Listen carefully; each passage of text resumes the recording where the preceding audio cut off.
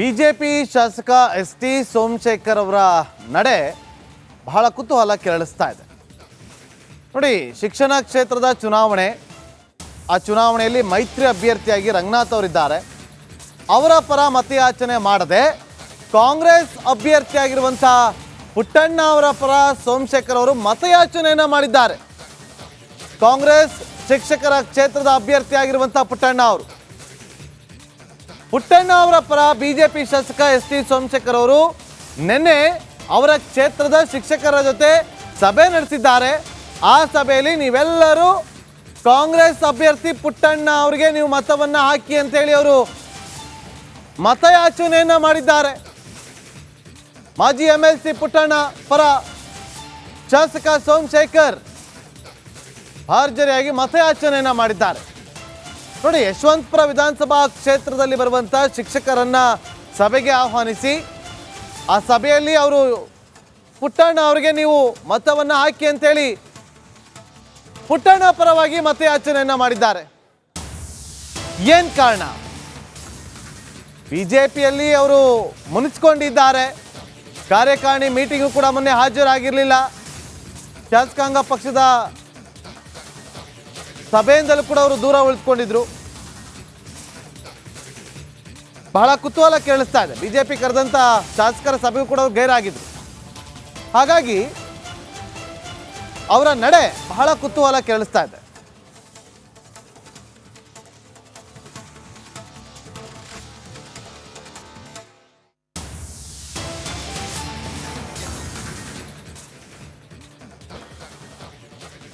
ಮೈತ್ರಿ ಅಭ್ಯರ್ಥಿ ವಿರುದ್ಧ ಎಸ್.ಟಿ. ಸೋಮಶೇಖರ್ ಕೆಂಡಾಮಂಡಲವಾಗಿದ್ದಾರೆ. ಪರಿಷತ್ ಅಭ್ಯರ್ಥಿ AP ರಂಗನಾಥ್ ವಿರುದ್ಧ ಗರಂ ಆಗಿದ್ದಾರೆ. ರಂಗನಾಥ್ ನಮ್ಮ ವಿರುದ್ಧವೇ ಪ್ರಚಾರ ಮಾಡಿದ್ರು. ರಂಗನಾಥ್ ಲಾಯರ್ ಆಗಿದ್ದಾರೆ. ರಂಗನಾಥ್ JDS ಮತ್ತು BJP ಮೈತ್ರಿ ಅಭ್ಯರ್ಥಿಯಾಗಿ ಈಗ ಕಣಕ್ಕಿಳಿದಿದ್ದಾರೆ. ಅವರು ನಮ್ಮ ವಿರುದ್ಧ ಅಂದರೆ ಎಸ್.ಟಿ. ಸೋಮಶೇಖರ್ ಅವರು ಪ್ರತಿನಿಧಿಸುವಂತಹ ಯಶವಂತಪುರದಲ್ಲಿ ಇದೇ ರಂಗನಾಥ್ ಅವರು ಸ್ಪರ್ಧೆ ಅಂದರೆ ಇವರ ವಿರುದ್ಧ ಪ್ರಚಾರ ಮಾಡಿದರು. JDS ಅಲ್ಲಿದ್ದಾಗ, ಇವರು ಕಾಂಗ್ರೆಸ್ಸಲ್ಲಿದ್ದಾಗ ಆ್ಯಂಡ್ BJPಯಲ್ಲಿದ್ದಾಗಲೂ ಕೂಡ. ಈಗ ಅವರಿಗೆ ನಾವು ಓಟ್ ಹಾಕಬೇಕಾ? ನಮಗೆ ಸ್ವಾಭಿಮಾನ ಇಲ್ವಾ? ಅಂಥವರ ಪರ ಮಾತಾಡಬೇಕಾ? ಅಪಪ್ರಚಾರ ಮಾಡಿದವರ ಬಗ್ಗೆ ಕ್ಯಾಂಪೇನ್ ಮಾಡಬೇಕಾ ಅಂಥೇಳಿ ಎಸ್.ಟಿ. ಸೋಮಶೇಖರ್ ಅವರು ಹೇಳಿದ್ದಾರೆ. ಆದರೆ ಇದು ರಾಜಕೀಯ. ಈ ಹಿಂದೆ ಇವರೇ ಜಗ್ಗೇಶ್ ಅವರನ್ನು ಅಮ್ಮ ನಾ ಸೇಲಾದೆ ಅಂತೆಲ್ಲ ತುಂಬ ಟೀಕೆ ಮಾಡಿದರು. ನಂತರ ಅದೇ ಪಕ್ಷದಿಂದ ಕಣಕ್ಕಿಳಿದ್ರು. ರೈಟ್, ಬನ್ನಿ ಇವತ್ತೇನು ಹೇಳಿದ್ದಾರೆ ಕೇಳಿಸ್ಕೊಳ್ಳಿ. ಕಚೇರಿಯಲ್ಲಿ ನಮ್ಮ 17 ಗ್ರಾಮ ಪಂಚಾಯತಿ ಅಧ್ಯಕ್ಷರು, ಉಪಾಧ್ಯಕ್ಷರು ಮತ್ತು ಗ್ರಾಮ ಪಂಚಾಯತಿ ಸದಸ್ಯರು, 8 ಕಾರ್ಪೊರೇಷನ್ ವಾರ್ಡಿನ ಪ್ರಮುಖರುಗಳನ್ನು ಸಭೆಯನ್ನು ಕರೆದಿದ್ದೆ. ಕುಡಿಯುವ ನೀರಿಗೆ ಸರ್ಕಾರದಿಂದ ಏನು ಬಿಡುಗಡೆ ಆಗಿದೆ, ಪಂಚಾಯತಿ, ಜಿಲ್ಲಾ ಪಂಚಾಯತಿ, ತಾಲೂಕ್ ಪಂಚಾಯತಿಯಿಂದ ಏನು ಬಿಡುಗಡೆ ಆಗಿದೆ ಅದನ್ನು ಮಾಹಿತಿ ಕೊಡ್ತಕ್ಕಂಥದ್ದಕ್ಕೆ ನಾನು ಸಭೆ ಕರೆದಿದ್ದೆ. ಸಭೆ ಮಾಡ್ತಾ ಇರ್ತಕ್ಕಂಥ ಸಂದರ್ಭದಲ್ಲಿ ನನ್ನ PA ಪುಟ್ಟಣ್ಣ ಫೋನ್ ಮಾಡಿದ್ದಾರೆ ಸರ್ ಅಂತ ಕೇಳಿದ್ರು. ನಿಮ್ಮ ಕಚೇರಿಗೆ ಬಂದು ತಮ್ಮನ್ನು ಭೇಟಿ ಮಾಡಬೇಕು ಅಂತಕ್ಕಂಥದ್ದನ್ನು ಅವರು ಬಯಕೆ ವ್ಯಕ್ತಪಡಿಸಿದ್ರು. ಶಾಸಕಾಂಗ ಕಚೇರಿಯಲ್ಲಿ ಇದ್ದೇನೆ, ಬನ್ನಿ ಸರ್ ಅಂತ ಹೇಳಿದೆ. ನಾನು 5 ಗಂಟೆಗೆ ಮೀಟಿಂಗ್ ಮಾಡ್ತಾನೆ ಇದ್ದೆ. ಅವರು 6:45 ಬಂದರು. ನೋಡಿ, ಎಸ್.ಟಿ. ಸೋಮಶೇಖರ್ ಅವರನ್ನ ಇವತ್ತು ವಿಧಾನಸೌಧದಲ್ಲಿ ಮಾಧ್ಯಮದವರು ಪ್ರಶ್ನೆ ಮಾಡಿದಾಗ ಈ ರೀತಿಯಾಗಿ ಉತ್ತರವನ್ನ ಕೊಡ್ತಾರೆ. ನನ್ನ ವಿರುದ್ಧವಾಗಿ ಪ್ರಚಾರ ಮಾಡಿದವರಿಗೆ ನಾನು ಹೋಗ್ಬಿಟ್ಟು ಪ್ರಚಾರ ಮಾಡಬೇಕಂತೇಳಿ ಪ್ರಶ್ನೆಯನ್ನ ಮಾಡಿದ್ದಾರೆ. ಈ ನಡೆಯಿಂದಾಗಿ ಬಿಜೆಪಿ ಪಾಳ್ಯದಲ್ಲಿ ಒಂದು ರೀತಿಯಲ್ಲಿ ಸಂಚಲನ ಸೃಷ್ಟಿಯಾದಂತೆ ಕಂಡು ಬರ್ತಾ ಇದೆ. ಬಿಜೆಪಿ ಹೈಕಮಾಂಡ್ ಕ್ರಮಕ್ಕೆ ಮುಂದಾಗುತ್ತಾ ಎಸ್.ಟಿ. ಸೋಮಶೇಖರ್ ಅವರ ವಿರುದ್ಧ ಗಂಭೀರವಾದಂಥ ಚಿಂತನೆ ಆಗ್ತಾ ಇದೆ. ಬಿಜೆಪಿ ಪಕ್ಷದಲ್ಲಿ ಪಕ್ಷ ವಿರೋಧಿ ಚಟುವಟಿಕೆ ಮಾಡಿದ್ದಾರೆನ್ನುವ ಹಿನ್ನೆಲೆಯಲ್ಲಿ ನೋಟಿಸ್ ನೀಡುವ ಸಾಧ್ಯತೆ ಇದೆ. ಕಾಂಗ್ರೆಸ್ ಅಭ್ಯರ್ಥಿ ಪರ ಪ್ರಚಾರ ಆರೋಪದ ಹಿನ್ನೆಲೆಯಲ್ಲಿ ಬಿಜೆಪಿ ಹೈಕಮಾಂಡ್ ನೋಟಿಸ್ ನೀಡುವ ಸಾಧ್ಯತೆ ಕಂಡು ಬರ್ತಾ ಇದೆ.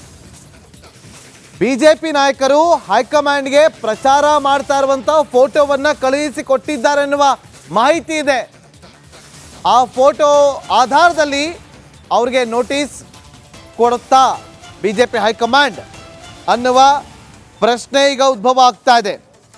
ಬಿಜೆಪಿ ಪಾಳದಲ್ಲಿ ಗಂಭೀರವಾದಂಥ ಚಿಂತನೆ ಕೂಡ ನಡೀತಾ ಇದೆ. ಪಕ್ಷ ವಿರೋಧಿ ಚಟುವಟಿಕೆ ನಡೆಸಿದ್ದಾರೆ ಅಂತೇಳಿ ಬಿಜೆಪಿ ನಾಯಕರು ಹೈಕಮಾಂಡ್ ಗಮನಕ್ಕೆ ತಂದಿದ್ದಾರೆ. ಮತ್ತಷ್ಟು ಮಾಹಿತಿಯನ್ನು ಕೊಡೋದಕ್ಕೆ ನಮ್ಮ ಪೊಲಿಟಿಕಲ್ ರಿಪೋರ್ಟರ್ ಸುರೇಶ್ ಲೈವ್ನಲ್ಲಿ ಜಾಯ್ನ್ ಆಗಿದ್ದಾರೆ. ಸುರೇಶ್, ಹೈಕಮಾಂಡ್ ಸೋಮಶೇಖರ್ ವಿರುದ್ಧ ಕ್ರಮವನ್ನು ತೆಗೆದುಕೊಳ್ಳುತ್ತಾ ನೋಟಿಸ್ ಕೊಡ್ತಾರಾ?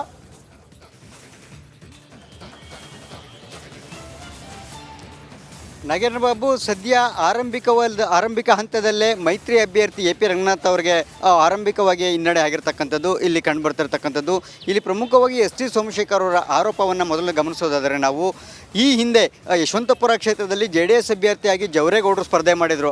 ಆಗ ಇದೇ ಎ ಪಿ ರಂಗನಾಥ್ ಅವರು ಜವರೇಗೌಡ ಪರವಾಗಿ ಮತಯಾಚನೆ ಮಾಡ್ತಾ ಎಸ್ ಟಿ ಸೋಮಶೇಖರ್ ವಿರುದ್ಧ ಸಾಕಷ್ಟು ಹರಿಹಾಯ್ದಿದ್ರು. ಜೊತೆಗೆ ಎಸ್ ಟಿ ಸೋಮಶೇಖರ್ ವಿರುದ್ಧವೂ ಕೂಡ ದೂರುಗಳನ್ನು ಕೊಡೋದಕ್ಕೂ ಕೂಡ ಮುಂದಾಗಿದ್ದರು. ಕ್ಷೇತ್ರದಲ್ಲಿ ಕೆಲವೊಂದು ಚಿಕ್ಕಪುಟ್ಟ ಗಲಾಟೆಗಳು ಎಲ್ಲವನ್ನು ಸೇರಿದಂತೆ. ಸೊ ಹಾಗಾಗಿನೇ ಈ ಹಿಂದೆ ಕಳೆದ ವಿಧಾನಸಭಾ ಚುನಾವಣೆಯಲ್ಲಿ ನನ್ನ ವಿರುದ್ಧ ಪ್ರಚಾರವನ್ನು ಮಾಡಿದಂಥವರ ಬಗ್ಗೆ ಇವತ್ತು ನಾನು ಹೋಗಿ ಮತವನ್ನು ಯಾಚನೆ ಮಾಡಬೇಕು ಅವ್ರ ಪರವಾಗಿ. ಇವತ್ತು ನಮಗೆ ಸ್ವಾಭಿಮಾನ ಇಲ್ವಾ ಅಂತಕ್ಕಂಥದ್ದು ಇದೆಲ್ಲವನ್ನು ನೋಡ್ತಾ ಹೋದರೆ ಖಂಡಿತವಾಗಲೂ ಕೂಡ ನಾಗೇಂದ್ರ ಬಾಬು ಆರಂಭಿಕವಾಗಿಯೇ ಇಲ್ಲಿ ಮೈತ್ರಿ ವಿಚಾರವಾಗಿ ಇಲ್ಲಿ ಹಿನ್ನಡೆ ಆಗಿರ್ತಕ್ಕಂಥದ್ದು, ಅದು ಶಿಕ್ಷಕರ ಪರಿಷತ್ ಕ್ಷೇತ್ರದ ವಿಚಾರವಾಗಿ.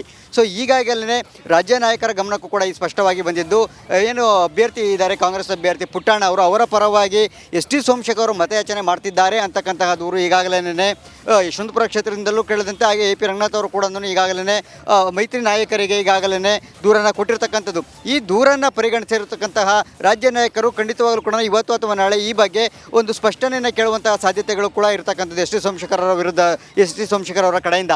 ಸೊ ಆದರೆ ಈ ಕ್ಷಣದವರೆಗೂ ಕೂಡ ಇನ್ನು ಎಸ್ ಟಿ ಸೋಮಶೇಖರ್ ಅವರನ್ನು ಈ ವಿಚಾರವಾಗಿ ರಾಜ್ಯ ನಾಯಕರು ಸಂಪರ್ಕಿಸಿಲ್ಲ.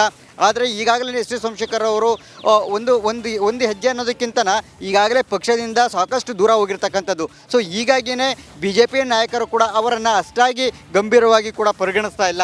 ಜೊತೆಗೆ ಇದೇ ಯಶವಂತಪುರ ಕ್ಷೇತ್ರದಲ್ಲೇ ಎ ಪಿ ರಂಗನಾಥ್ ಪರ ಮತಯಾಚನೆಯನ್ನು ಮಾಡ್ತಾರೆ BJP ನಾಯಕರು.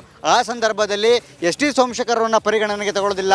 ಎಸ್ ಟಿ ಸೋಮಶೇಖರ್ ಅವರನ್ನು ಪರಿಗಣನೆಗೆ ತಗೊಳ್ಳದೇನೆ ಅವರನ್ನು ಮತಯಾಚನೆ ಕರೆಯೋದು ಇಲ್ಲ ಕ್ಷೇತ್ರದ ಶಾಸಕರಾಗಿ. ಸೊ ಇದೆಲ್ಲವೂ ಕೂಡ ಸಹಜವಾಗಿ ಎಸ್ ಟಿ ಸೋಮಶೇಖರ್ ಅವರಿಗೆ ಅಸಮಾಧಾನ ಆಗ್ತಕ್ಕಂಥದ್ದು. ನಮ್ಮ ಕ್ಷೇತ್ರಕ್ಕೆ ಬಂದಿದ್ದಾರೆ, ಒಂದು ಕಡೆ ನನ್ನನ್ನು ಕರೆದಿಲ್ಲ ಅಂತ, ಮತ್ತೊಂದು ಕಡೆ ನನ್ನ ವಿರುದ್ಧ. ಥ್ಯಾಂಕ್ ಯು ನಿಮ್ಮೆಲ್ಲ ಮಾಹಿತಿಗಾಗಿ. ನಮಸ್ಕಾರ, ಕರ್ನಾಟಕ ಪ್ರೈಮ್ ಟೈಮ್ಗೆ ಸ್ವಾಗತ. ನಾನು ಜಯಪ್ರಕಾಶ್ ಶೆಟ್ಟಿ. ಇಡೀ ಕರ್ನಾಡು ಇವತ್ತು ರೆಬೆಲ್ ಆಗಿ ನಿಂತಿದೆ.